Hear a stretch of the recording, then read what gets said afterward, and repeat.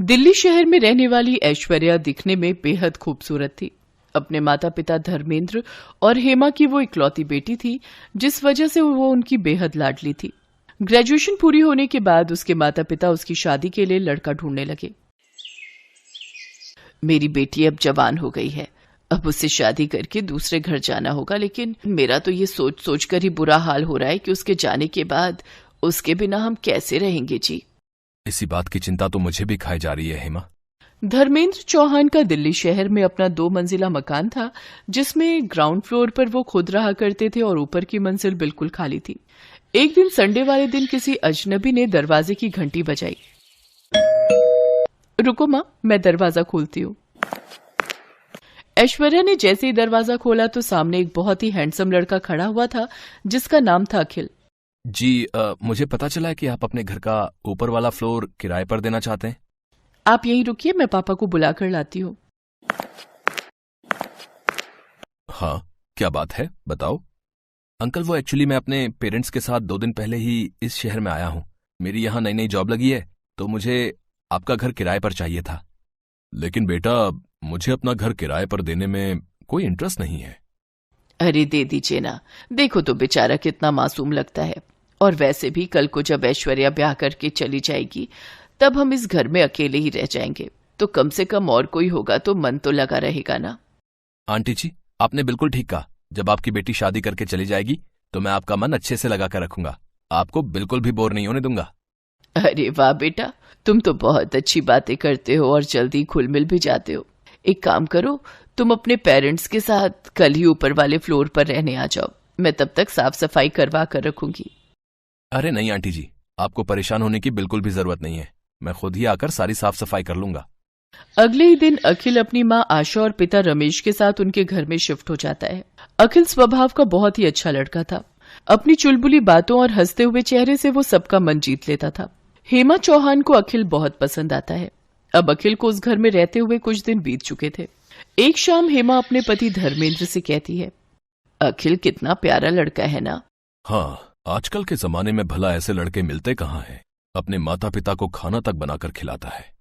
अजी, खाने की क्या बात करते हो, जब उसकी मेड नहीं आती तो वो घर का भी सारा काम खुद ही करता है। हमारी बेटी को भी काश ऐसा ही कोई लड़का मिल जाए। ऐसा ही कोई क्यों, अपना अखिल बुरा है क्या? लेकिन वो तो हमारे किराएदार हैं। हाँ तो ये तो अच्छी बात है ना, इससे हमारी बेटी भी अपने पास ही रहेगी। आप हाँ कहो तो मैं कल ही उसके माता पिता से रिश्ते की बात आगे बढ़ाती हूँ। हाँ ठीक है। फिर एक दिन मौका पाकर हेमा अखिल और उसके परिवार से इस बारे में बात करती है और फिर सबकी रजामंदी से दोनों की शादी हो जाती है। अगले दिन जब सुबह अखिल सोकर उठता है तो ऐश्वर्या को ना पाकर अपनी माँ से पूछता है, माँ, ऐश्वर्या कहाँ है? पता नहीं बेटा, मैं भी उसे ही ढूंढ रही हूँ। आज उसकी पग फेरों की रस्म जो है। लेकिन ऐश्वर्या तो बड़े मजे से अपने पेरेंट्स के पास जाकर चाय पी रही थी। ऐश्वर्या, तुम वहां क्या कर रही हो? चाय पी रही हूँ, मुझे अपने इस कप में ही चाय पीना पसंद है और बाथरूम भी मैं सिर्फ अपना ही यूज करती हूँ, ऊपर का वो रूम मुझे पसंद नहीं। अरे बहू, आज तुम्हारी पग फेरों की रस्म थी, लेकिन तुम तो अकेले ही मायके पहुंच गई। चलो कोई नहीं, अब मैं अखिल को नीचे भेजती हूँ तुम्हें लेने के लिए। क्या सासू माँ, आप भी आ तो रही हूं मैं। इसके बाद आशा उसे पहली रसोई बनाने के लिए कहती है, लेकिन 5 मिनट के अंदर ही ऐश्वर्या हलवा लेकर पहुंच जाती है। अरे वाह, हमारी बहू तो बहुत तेज है। 5 मिनट भी नहीं हुए इसे गए हुए और हलवा बनाकर ले आई। नहीं पापा जी, ये तो नीचे मम्मी ने बनाया था तो मैं ऊपर ले आई।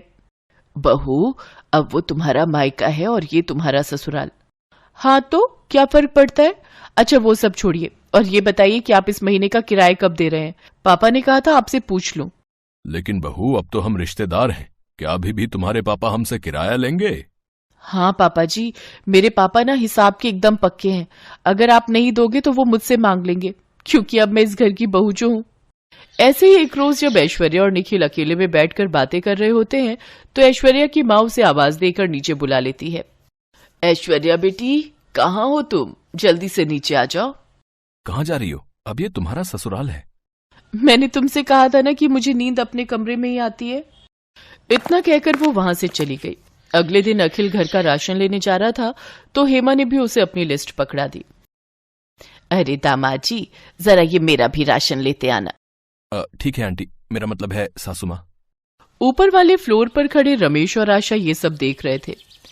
हे राम, ये ऊपर ससुराल और नीचे मायके में ना जाने और क्या क्या दिन देखना पड़ेगा। ऐसे ही कुछ दिन बीत जाते हैं और ऐश्वर्या प्रेग्नेंट हो जाती है। घर में सभी ये जानकर बहुत खुश थे। देखते ही देखते उसे 7 महीने पूरे हो जाते हैं।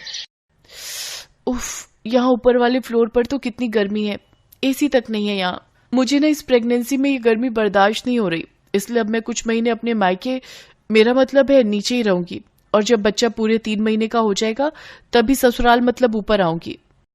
लेकिन ऐश्वर्या, ये बात ठीक नहीं है। कोई बात नहीं बेटा, जाने दे बहू को, ऐसी हालत में इसे परेशान ना कर।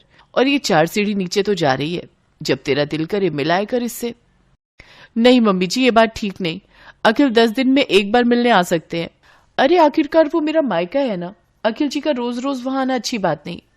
ठीक है बहू, जैसा तुम्हें ठीक लगे। काफी सोच विचार के बाद अखिल एक दिन धर्मेंद्र से मिलने नीचे जाता है। अरे आओ आओ दामाद जी, आज मैं आपका दामाद नहीं बल्कि किराएदार बनकर आया हूँ। पापा, हम ये घर खाली करना चाहते हैं। तभी ऐश्वर्या और हेमा भी वहां आ जाती हैं। लेकिन क्यों अखिल, ये मेरा मायका भी तो है।